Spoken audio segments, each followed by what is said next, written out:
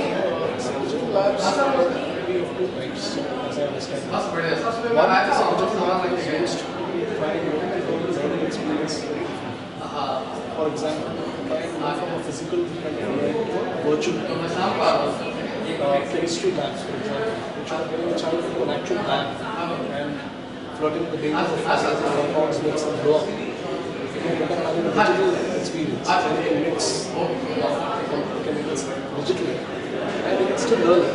But there's no safety, it's unsafe, there's no danger. Or if you want to understand gravity in physics, again a digital lab can help you understand gravity through visuals. And that's one kind of experience of digital lab. We don't, Global Discovery Academy believes that this is good, but it takes away that experience of actually going through it in a child. So for the child to actually feel heatlessness or to feel the mixture of two compounds physically, I think is far better than going through this experience. But this is one of the trends in digital.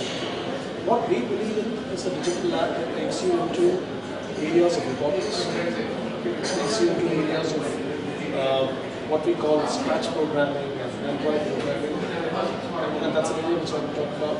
And stuff like fabrication labs, where we have to start bringing children into a different format of learning in areas which are slightly more what we call as exposure to the world. So that's really good. But digital labs has been great. Over the last 2 years, I think it's been growing because the whole concept of experiential learning is starting to take shape. And I think that gets good. And what is the new mode of teaching that you have taught to them? Yeah, so like I said, first of all, again, there are two parts to this. One is the method of teaching, and secondly is the kind of stuff that you're going to teach. Now, the method of teaching really follows two concepts. What we call as a roadmap to activities. It's a plank on which we write. So we try to ensure that we have enough ways to psychologically analyze the child's behavioral pattern. Because we believe that a child has got multiple influences and multiple kinds of behavioral patterns.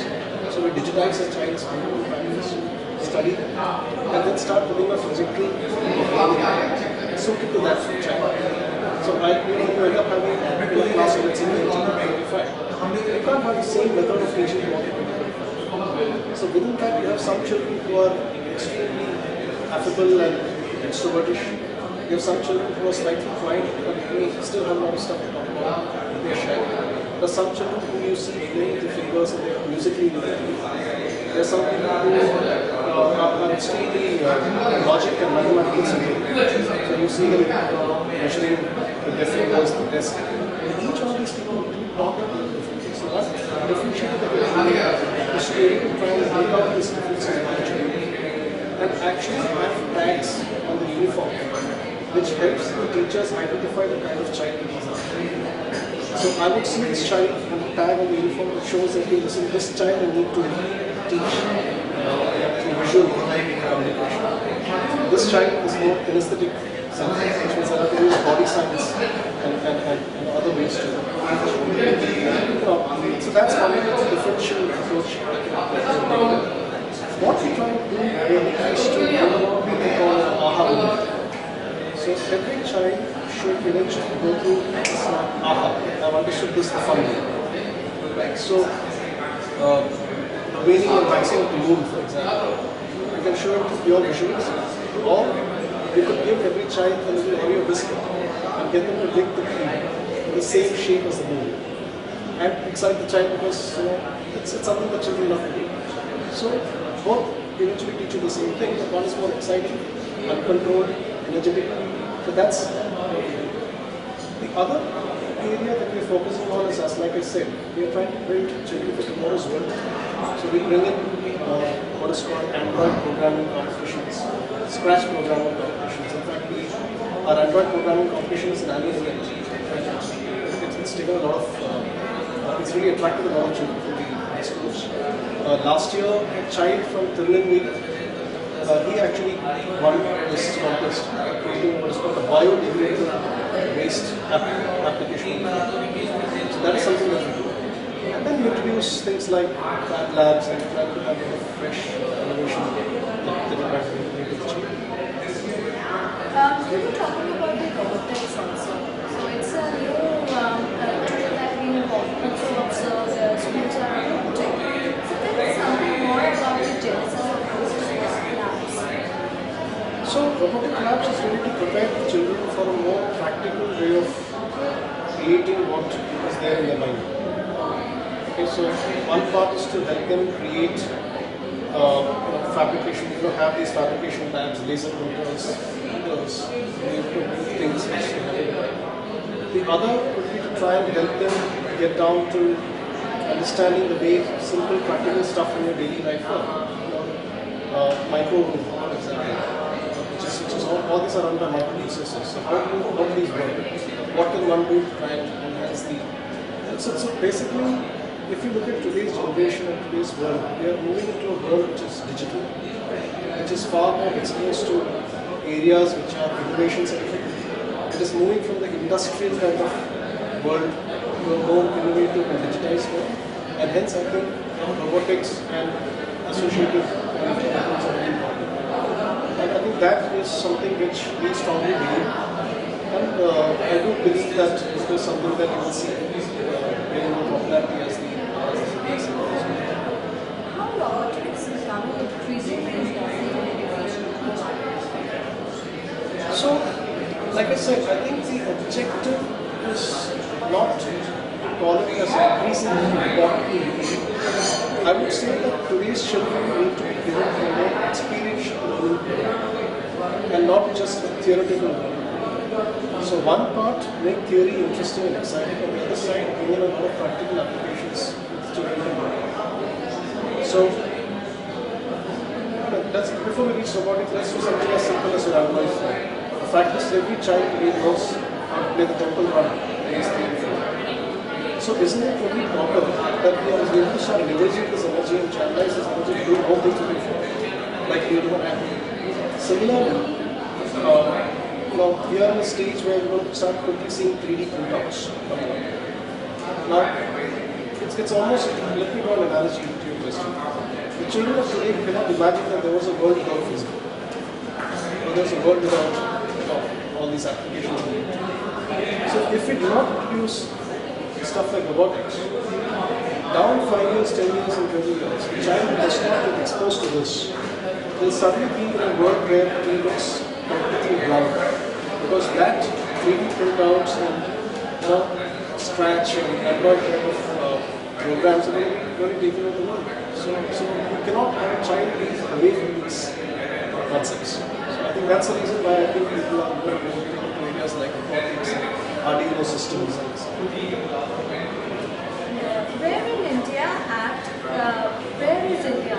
in comparison to the foreign countries? The adoption of robotics. I think I'm not going to specify robotics, but overall I think India from the whole education format space is starting to grow but far behind than where we are than what you see in foreign countries. Right from the kind of monies that is being put behind training teachers, right from the money that is being put behind inculcating habits like this. In fact, our Fab Labs program is called the Stanford Fab Labs. We're being advised by a professor of Stanford called and he is, so obviously we're starting to now get a lot of takeaways from it. But the answer is we're far behind. Let's compare it to the internet penetration. Internet penetration in India itself is an abysmally low figure. So as that grows and as the absorbing of the overall digitized world goes up, so will this. But right now we're far behind. Market size of the robotic industry?